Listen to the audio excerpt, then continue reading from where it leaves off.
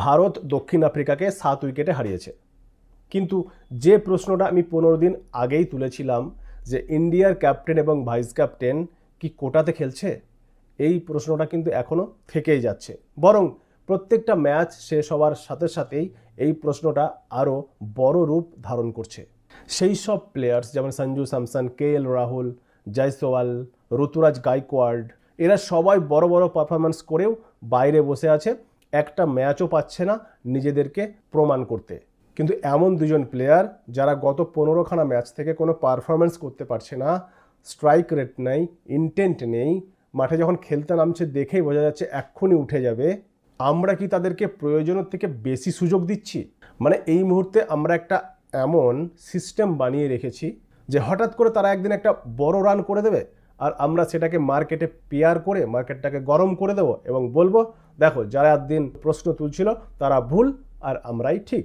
ভাই, তৃতীয় ম্যাচে শুভমন গিল প্রথম বলে আউট হয়ে গেছিল, জাস্ট একটা চুলের মতো ইনসাইড এজ, গুড লাক ছিল, বাঁচিয়ে নিয়েছে ভাগ্য।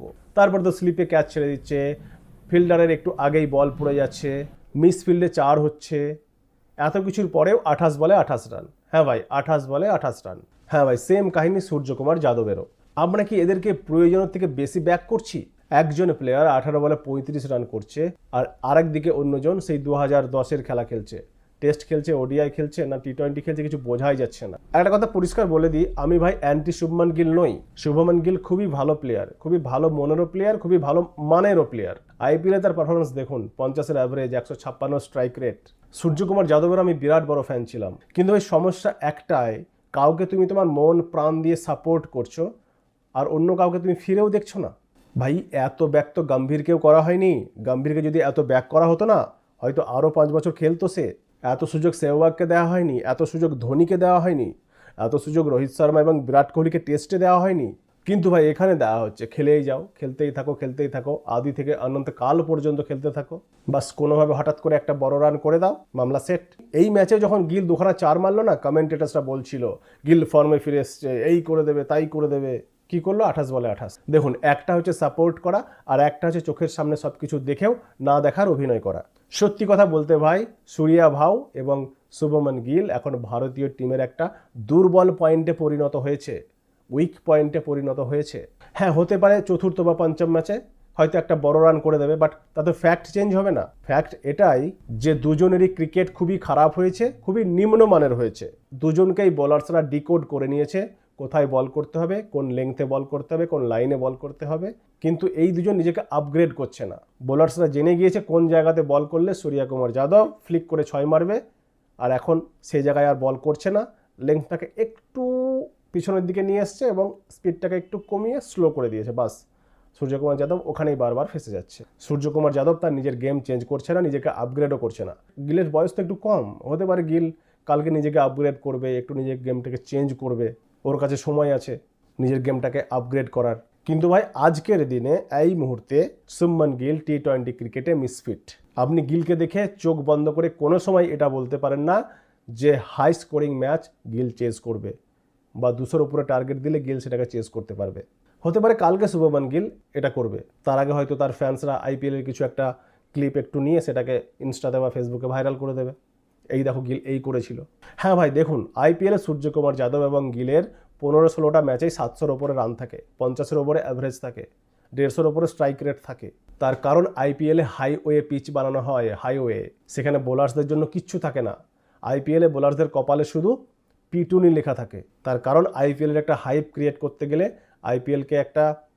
IPL-এর বড় PR করতে গেলে, মার্কেট গরম করতে গেলে রান চাই, 200-র ওপরে প্রত্যেকটা ম্যাচে রান চাই। আর IPL গভর্নিং বডি সেটাই করে, তাদের বিজনেস, তারা সেটাকে আপগ্রেড করছে, উন্নতি করছে। ক্রিকেটের কি আসে যায়? কোনো ব্যাপার না।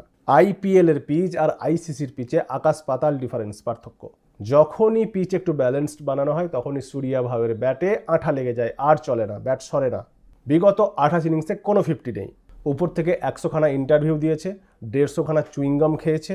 2025-এ সূর্যকুমার যাদব 18টা ইনিংসে 213 রান করেছে, 14-র অ্যাভারেজ, 125-এর স্ট্রাইক রেট।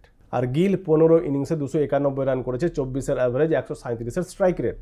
এবার দেখুন দুজনের IPL। সূর্যকুমার যাদব IPL-এ 16 match 717 run, 65 average, 171 strike rate. Shubman Gill 15 match 650 run, 50 average, 156 strike rate. কিন্তু ভাই ইন্টারন্যাশনাল ক্রিকেটে হামাগুড়ি খাচ্ছে। এই কারণেই বলছি ভাই, আমরা কি নিজেরাই নিজের দলের সাথে লুকোচুরি খেলছি? আজকে ভাই অভিষেক শর্মা খেলেছে, টার্গেট ছোট ছিল, ম্যাচ জিতেছে। ভারত ম্যাচ জিতছে তার কারণ বরুণ চক্রবর্তী, অর্শদীপ সিং, তিলক বর্মা, অভিষেক শর্মা।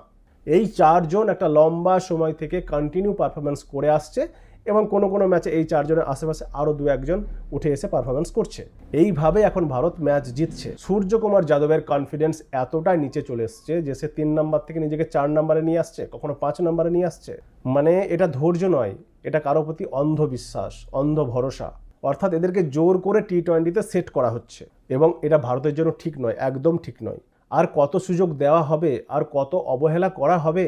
জয়সওয়াল, কেএল রাহুল, সঞ্জু স্যামসন, ঋতুরাজ গায়কোয়াড়, ভাই এর থেকে ভালো বৈভব সূর্যবংশীকে খেলিয়ে দাও, কমসে কম বল তো নষ্ট করবে না।